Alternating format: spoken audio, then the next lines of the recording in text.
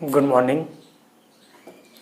पिछले लेक्चर में बात किए थे, सेट पढ़ा रहे थे कैसे लिखना है सेट का दो मेथड, टेबुलर फॉर्म। हम रिवीजन करा दें, वो तो हम हर रोज बता के जाते हैं।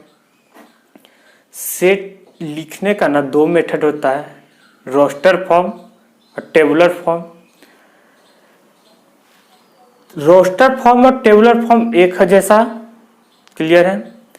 और सेट बिल्डर फॉर्म दूसरा मेथड होता है, या तो आप कह सकते हैं टेबुलर फॉर्म और दूसरा सेट बिल्डर फॉर्म। कैसे लिखना था वो भी पढ़ाए थे। रोस्टर फॉर्म जब होता था, कोई भी सेट ए है, देखिए कोई भी सेट ए को जब हम कर्ली ब्रैकेट में उसके एलिमेंट को लिखते हैं, ये क्या हो टेबुलर फॉर्म में। इसी को अगर ए 1 2 3 ये चलता जाए इंफिनिटी तक गया, ये टेबुलर फॉर्म हुआ। लेकिन जब इसको हम सेट बिल्डर फॉर्म में लिखें तो ऐसे लिखते थे a इक्वल टू, ये सबको x मान लेते थे, x सच डेट, या फिर आप ऐसे भी कर सकते हैं x such that x is a natural number, x is a natural number, ऐसे भी कर सकते हैं। इसमें क्या हुआ 1 2 3 4 ये इंफिनिटी तक गया। पता है कि 1 से शुरू हुआ तो ये सब नेचुरल नंबर है। इसी को जब एक लैंग्वेज फॉर्म में हम लिख देते हैं, सारा नहीं लिख के इस फॉर्म में लिख देते हैं x such that x is a natural number. पता है कि x is a natural number है, यानी 1 से स्टार्ट होगा, इंफिनिटी दे जाएगा। इसमें सब नहीं आएगा लेकिन इसमें सब आ जाएगा। तो ये बताए थे टेबुलर फॉर्म और सेट बिल्डर फॉर्म में अंतर कैसे लिखना है। उसके बाद आया था टॉपिक है 8b 8a 8b और 8c। 8a बन गया होगा, 8b और 8c दो अलग अलग टॉपिक है, लेकिन वो दोनों अलग नहीं है, एक ही टॉपिक है, ठीक है। क्योंकि सेट b का ना जो भी थ्योरी है सेट c में यूज है, तो क्यों ना हम उसको एक मान के बना लें और फिर सब सॉल्व करेंगे दोनों एक्सरसाइज एक साथ। आज का होगा kind of set. Kind of set कहने का मतलब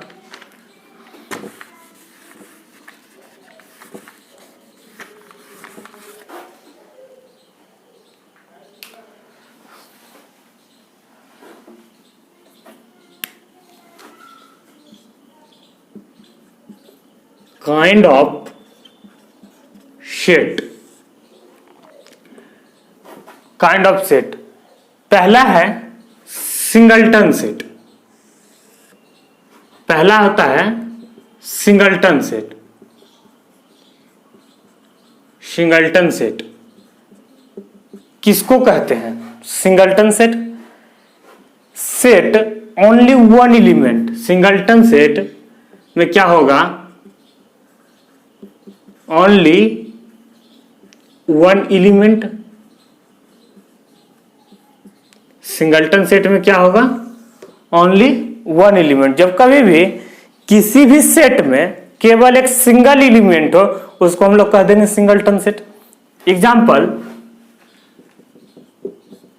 a इक्वल टू दे दिया गया माइनस a इक्वल टू 2। इस सेट में सेट A में एक सिंगल एलिमेंट 2 है, इसलिए इसको कहेंगे सिंगलटन सेट। समझ में तो आना चाहिए सिंगलटन सेट क्या। कोई भी सेट जिसमें एक सिंगल एलिमेंट हो वो सिंगलटन सेट। दूसरा होता है pair set.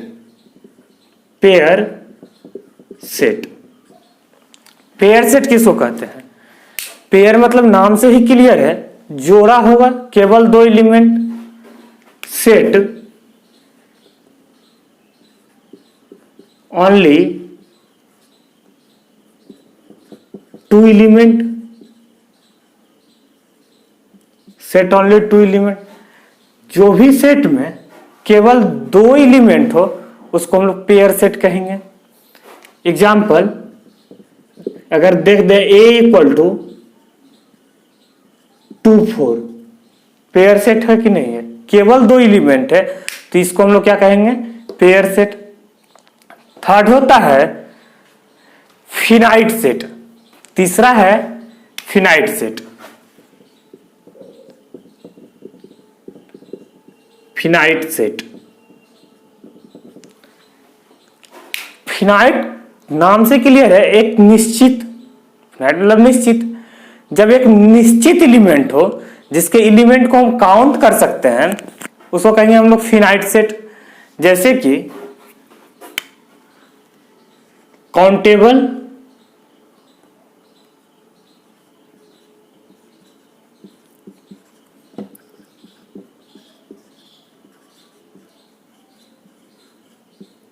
Countable number of element लिख दें एग्जाम्पल में 2a इक्वल टू या सेट b इक्वल टू 2 4 6 8 12 गिन सकते ना, 1 2 3 2 5। सेट बी में हम 5 एलिमेंट को डाले हैं, ये इसको कह लेंगे हम लोग फिनाइट सेट, यानी निश्चित है, गिन सकते हैं उसके एलिमेंट को, जिस भी सेट के एलिमेंट को हम गिन सकते हैं उसको हम लोग फिनाइट सेट कह सकते हैं। चौथा होता है infinite set.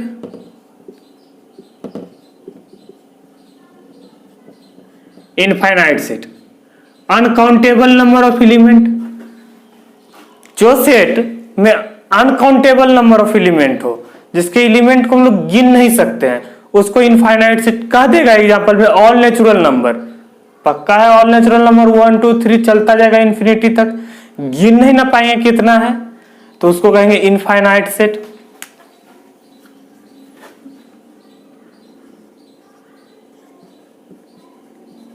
Uncountable number of element, uncountable number of element infinite set में क्या होगा, अनकाउंटेबल नंबर ऑफ एलिमेंट होगा। एग्जाम्पल में लिख दें w इक्वल टू चलता जाएगा 0 1 2 3 4, रुका नहीं ना, ये चलता जा रहा 4 5 6 7 चलता जाएगा। ये इसमें गिन नहीं सकते हम लोग कितना एलिमेंट है, इसमें गिन सकते हैं 4 के बाद क्या है उसके आगे गिन तो नहीं सकते हैं, तो ये क्या हो गया इनफाइनाइट सेट। अगला होता है नल सेट, या इसी को हम लोग एम्प्टी सेट भी कहते हैं।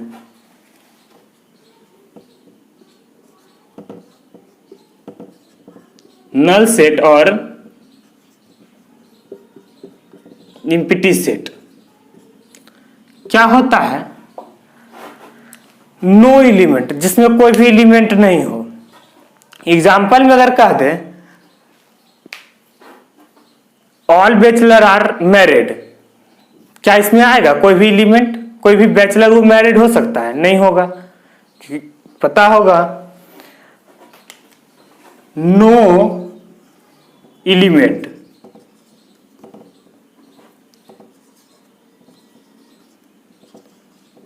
जिसमें कोई भी एलिमेंट नहीं हो, क्लियर है। It is important, it is denoted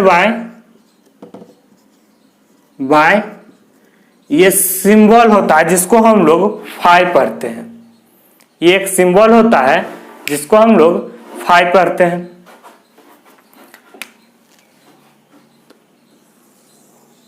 example में अगर हम लोग ले लें, लिख सकते हैं कहीं भी a इक्वल टू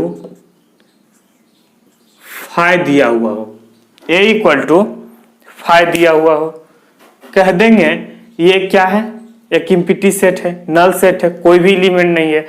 कह देगा एग्जाम्पल में all even number divisible by 3, even number divisible by 3, कोई भी ऐसा इवन नंबर है जो 3 से डिविजिबल है, नहीं है, तो इसमें क्या डलाएगा 5, यानी नहीं है, कोई भी एलिमेंट नहीं है।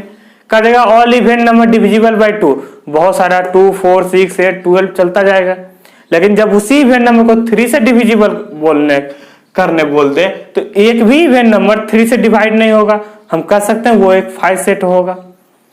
अगला टॉपिक होता है इक्वल सेट।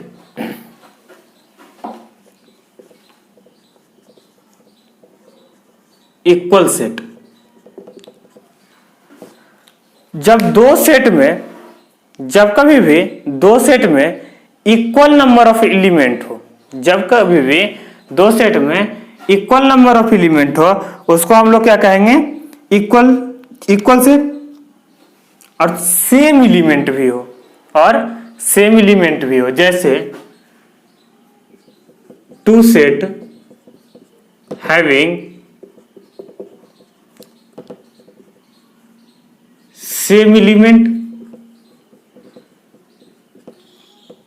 चलिए a इक्वल टू अगर हम लिख दें 2, 4, 6, 10 और b इक्वल टू अगर हम लिख दें 6, 4, 10, 2, क्या सेट a और सेट b में इक्वल एलिमेंट है ना, और सेम एलिमेंट भी है, इसमें भी 2 है, इसमें भी 2 है, इसमें भी 4, इसमें भी 4, इसमें 6, 6, 10 मिल गया, तो इसको हम लोग क्या कह सकते हैं, ये इक्वल सेट है। इसको हम कह सकते हैं a इक्वल टू b हो गया। इक्वल सेट क्या होता है समझ में आना चाहिए।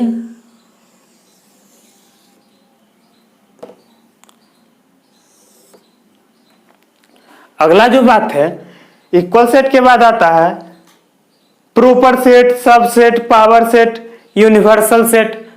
तो आगे जो है थ्योरी में कुछ ज्यादा तो यूज नहीं है बुक में, लेकिन सब बता देते हैं।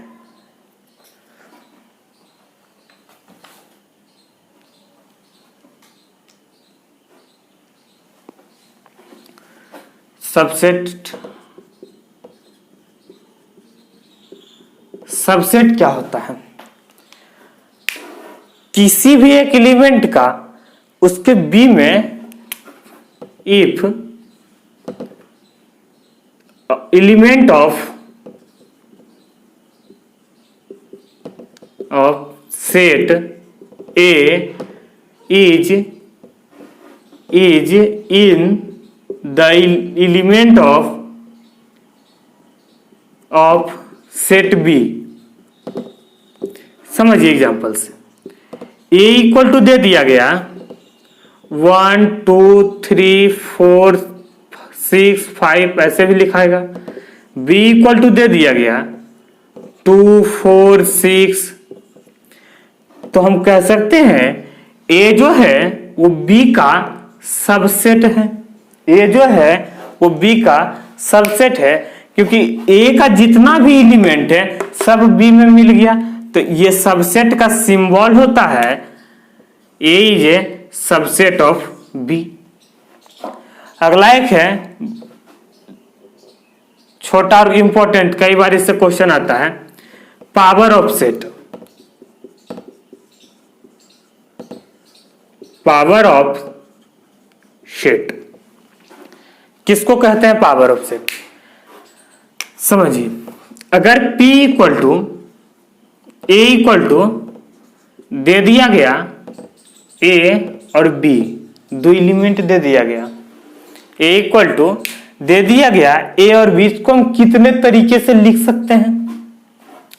तो इसको हम लिखेंगे P A इक्वल टू, इसी को ना लिखना है तो हम इसको लिख सकते हैं सिर्फ सेट A, अलग से लिख सकते हैं सेट B,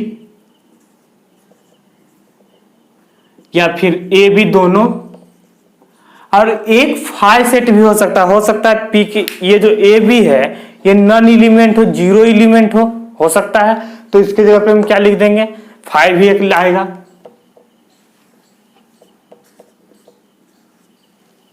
इसी को कहते हैं पावर ऑफ सेट। समझ में आना चाहिए। सिंगलटन सेट में एक एलिमेंट, पेयर सेट में दो एलिमेंट, फिनाइट किसको कहते हैं, इनफाइनाइट किसको कहते हैं, नल सेट या एम्प्टी सेट क्या होता है, सब सेट क्या होता है, इक्वल सेट क्या होता है, पावर ऑफ सेट क्या होता है, वो लिखने का तरीका बस मालूम होगा, सारा ये बनता चला आएगा। अगला टॉपिक है अलजेब्रा ऑफ सेट। इसको एक बार देख लीजिए तो आगे बताते हैं। अलजेब्रा ऑफ सेट 8B में ना इसी का यूज करके, वो ऑब्जेक्टिव क्वेश्चन है, 10 या 12 बस है बुक में, वो बनाना है, कौन दिया हुआ है इसमें से कौन सब सेट है, कौन यूनिवर्सल सेट है, कौन फिनाइट सेट है, कौन इनफाइनाइट सेट है, देख देख के बना देना है पढ़ के। और इसको ना रिवीजन कर लीजिएगा, मतलब पढ़ लीजिएगा कैसे कैसे पढ़ाना है, बनाना है। अगला आता है algebra of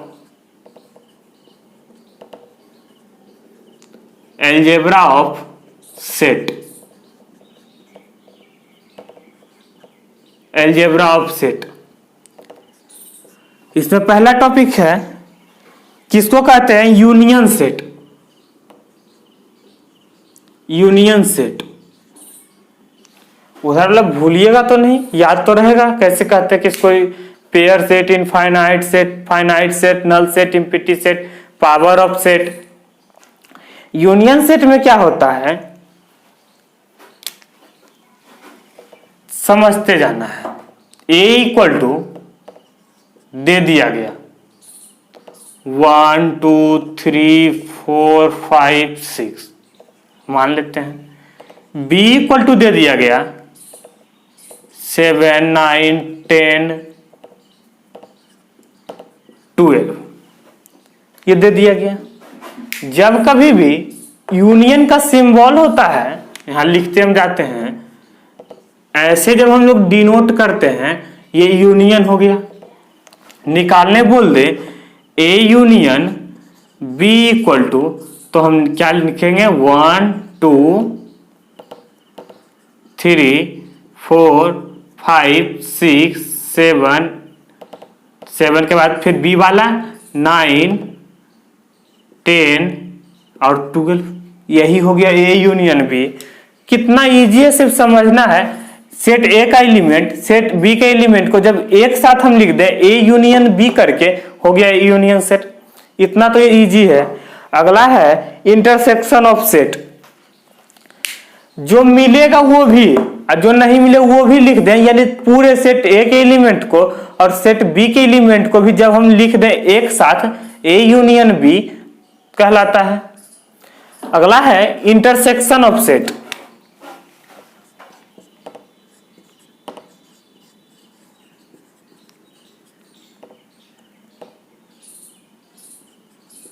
intersection of set समझना कैसे होता, सिंबल इसका ऐसे होगा।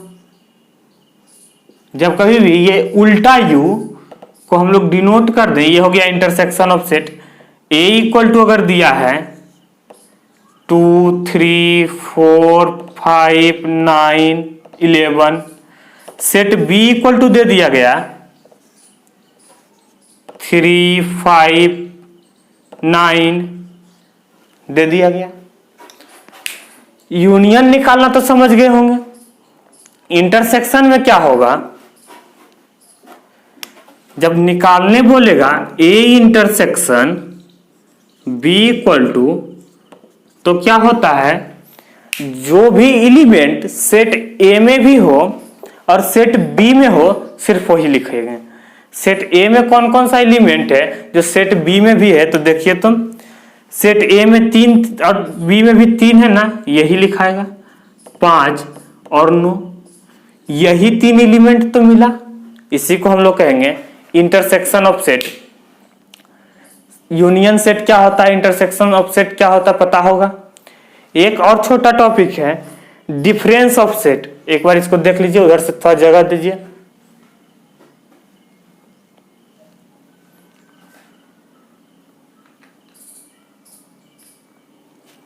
चलिए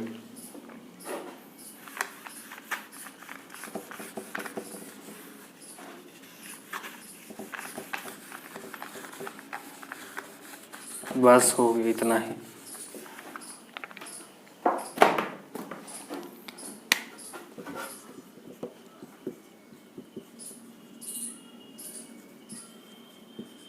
डिफरेंस ऑफ सेट, दो सेट को कैसे सब्ट्रैक्ट करते हैं, दो सेट को हम लोग कैसे सब्ट्रैक्ट करते हैं वही पढ़ाएंगे। अगर दिया है a इक्वल टू 1 2 3 4 5, ठीक है, a इक्वल टू दे दिया, b इक्वल टू दे दिया गया 1 और 3, बी इक्वल टू 1 और 3 दे दिया गया। अब कह देगा a माइनस बी निकालने। चलिए a माइनस बी निकालना है, a माइनस बी निकालना कैसे लिखते हैं खाली वो देखना है। क्या क्या है सेट में, a का सेट में क्या क्या है वो लिख दिए, 1 2 3 4 और 5 माइनस सेट बी में क्या है 1 और 3 ना। चलिए सिर्फ समझना कितना इजी है, देखिएगा 1 और 3 इसमें घटा दें तो इस ये सेट ए के एलिमेंट से 1 और 3 हटा दीजिए, 1 और 3 हट जाएगा, ये हट गया 1 और 3, क्या बच गया 2 4 5 ना, वही लिख दे। a minus B equal to 2 4 और 5 हो गया। एक इंपॉर्टेंट बात याद रखना है, a minus B equal to not equal to होता है b माइनस ए। कैसे सॉल्व की वो तो पता चला होगा। a इक्वल टू सेट था, b इक्वल टू था a के एलिमेंट से b में जो भी एलिमेंट है उसको हटा देते हैं, 1 और 3 हटा दिए, क्या बच गया 2 4 5 लिख गया। a minus B equal to a minus B कभी भी b माइनस ए के इक्वल नहीं होगा। थोड़ा सा और जगह दीजिए बस कंप्लीट हो जाएगा। क्यों नहीं होता है b माइनस ए बताते हैं। a माइनस बी तो लिख दिए ना, चलिए b माइनस ए लिखिए। पहले हम लोग b वाले एलिमेंट को लिखेंगे तो 1 और 3 बीच में माइनस देंगे, a वाले एलिमेंट को लिखेंगे क्या 1 2 3 4 5।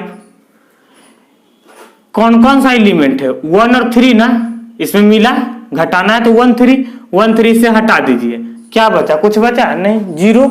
तो हम कह सकते हैं b minus A equal to 0, कुछ नहीं बचा यानी 5। इसी को ना नल सेट कहते हैं, नल सेट यानी एम्प्टी सेट।